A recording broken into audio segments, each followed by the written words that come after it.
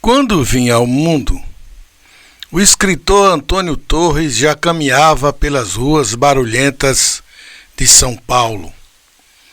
Demorou uma eternidade para que eu tivesse contato com sua obra. Curioso é que minha infância toda foi marcada por palavras como junco, Sátiro Dias, Paiaiá, Iambupe, Pataíba, Água Fria, Nova Açores e tantas outras que sempre me lembravam lugares distantes, quase inacessíveis. Em Serrinha, quando meu pai não estava em São Paulo, sempre se referia a estas localidades para contar um fato ou revelar um perrengue com o caminhão que dirigia. Minha vida de professor, radialista e jornalista me levou a vários destes lugares, menos ao Junco. Na última vez que passei em Água Fria, Pataíba e Ibiritinga, fazendo uma série de reportagens sobre a BA-084, já com as 5 primeiras edições feitas no meu canal do YouTube, não pude visitar Sátiro Dias por já ser tarde.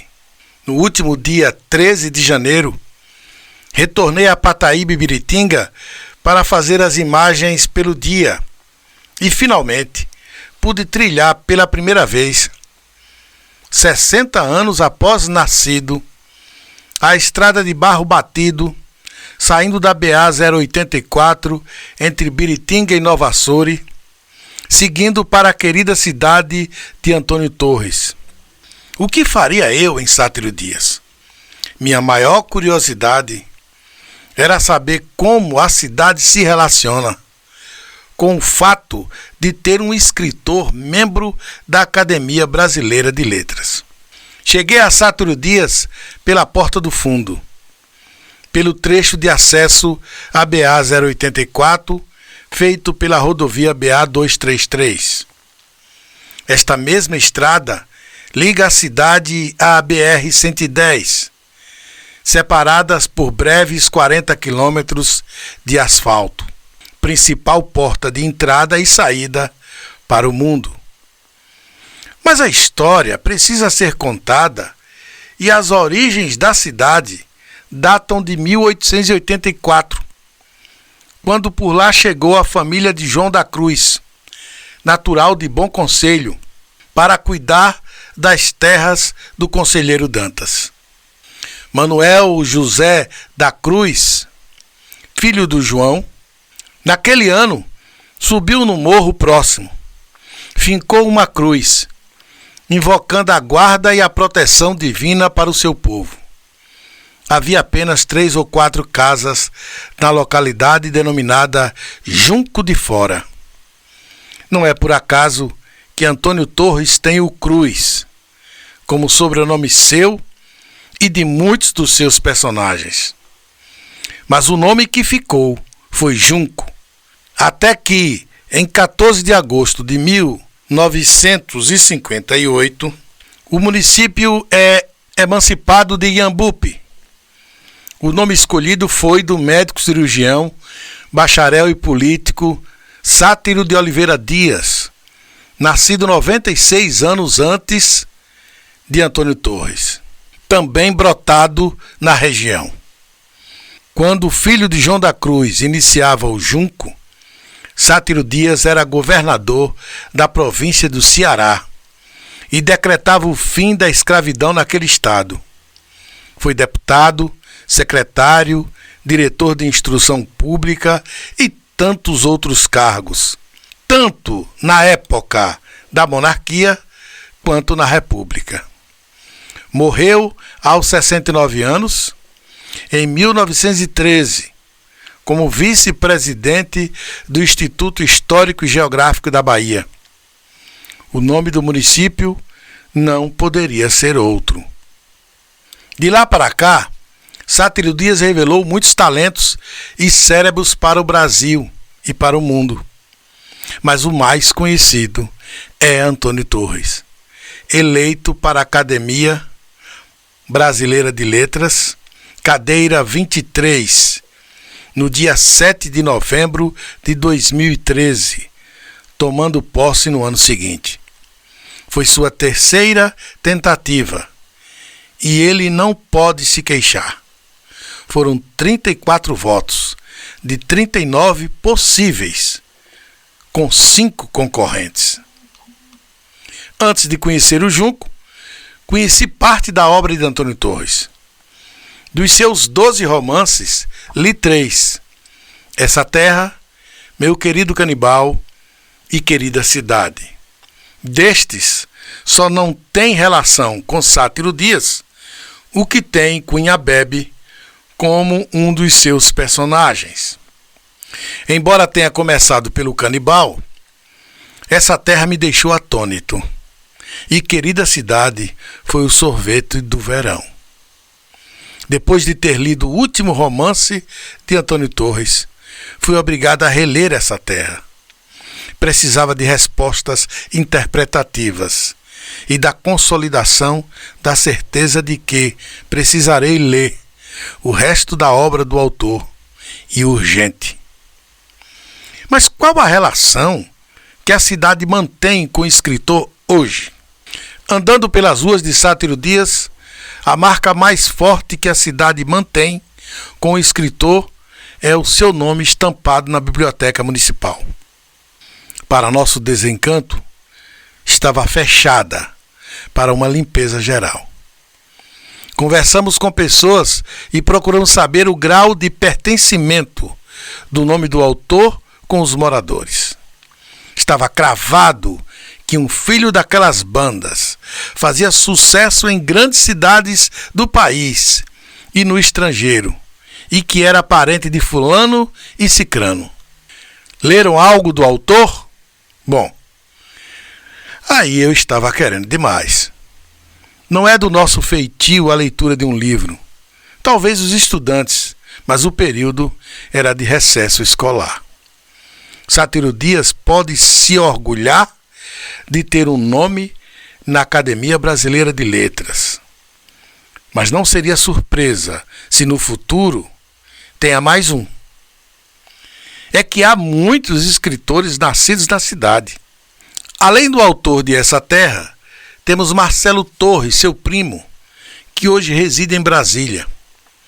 Em 2020 ficou entre os 5 finalistas na disputa do Prêmio Jabuti, com o livro de crônicas O Dia em que Achei Drummond Caído na Rua.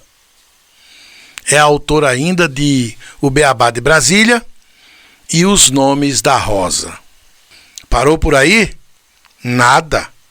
Ainda temos Décio Torres Cruz, professor e pesquisador da Universidade Federal da Bahia, autor de The Cinematic Novel and Postmodern Pop Fiction, The Case of Manuel Puig, segundo livro publicado por Décio Torres em língua inglesa fora do Brasil. O primeiro foi Postmodern Metanarratives, Blade Runner and Literature in the Age of Image, publicados na Inglaterra e nos Estados Unidos.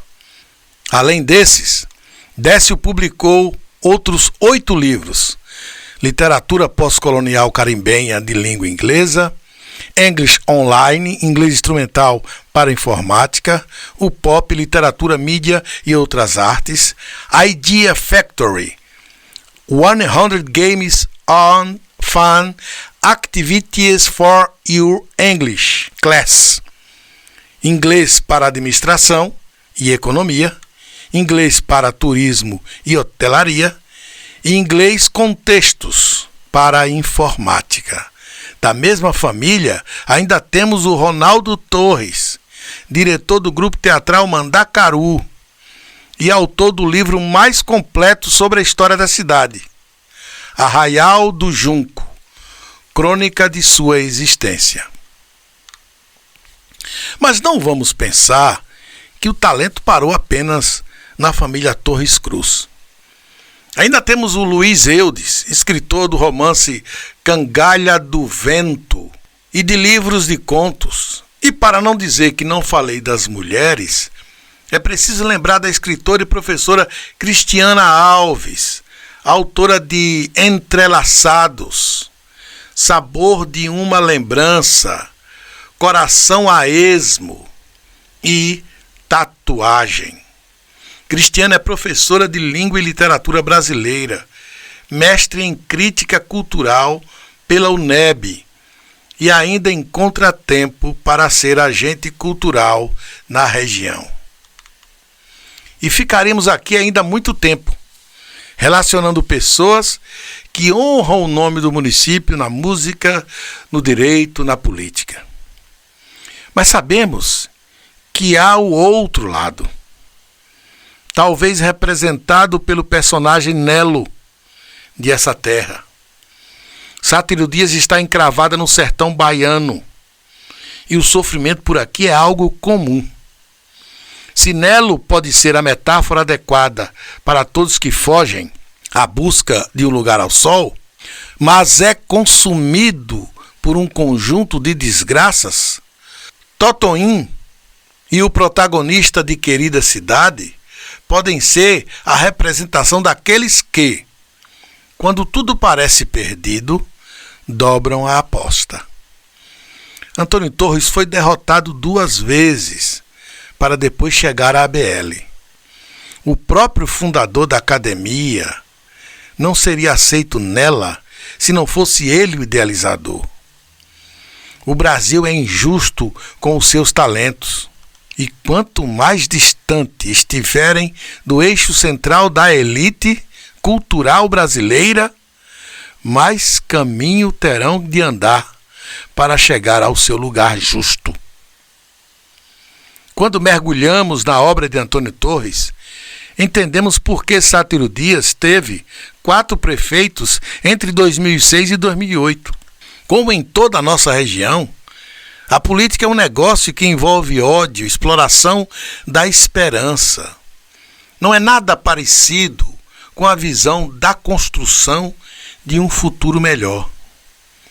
As desavenças da família de Totonhim são frutos da falta de perspectiva em que vivemos.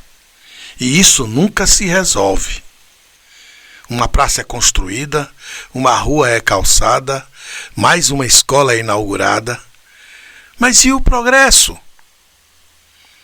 Ele está mais associado ao esforço pessoal que coletivo. Teremos raríssimos Antônio Torres, enquanto nossa região não valorizar as coisas que trazem benefícios de fato para a coletividade.